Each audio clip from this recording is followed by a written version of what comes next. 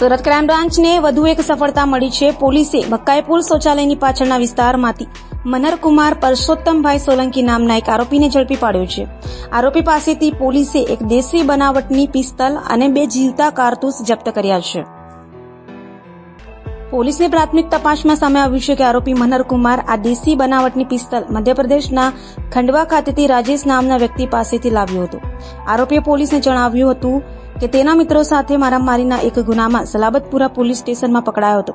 આ જૂની અદાવતમાં પોતાના સ્વરક્ષણ માટે તે આ પિસ્તલ લઈને ફરતો હતો. આ મામલે સુરત ક્રાઇમ બ્રાન્ચના ડીસીપી શ્રી ભાવેશભાઈ રોઝિયા સાથે આપણે વાતચીત કરી હતી. સાંભળો તેમણે શું કહ્યું.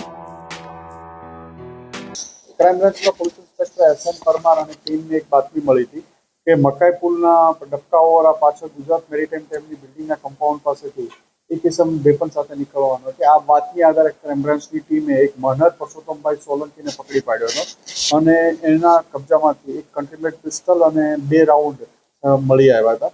આ પિસ્તલ છે એને 30,000 રૂપિયામાં ત્યાંથી મધ્યપ્રદેશ ખંડવાથી ખરીદી હતી અને રાઉન્ડ બંને સાથે લઈ 30,200નો મુદ્દામાલ કબજે લીધો હતો.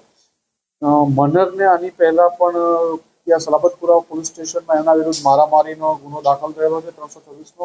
એ એરેસ્ટ થયેલો છે, 24 દિવસ જેલમાં રહ્યો હતો.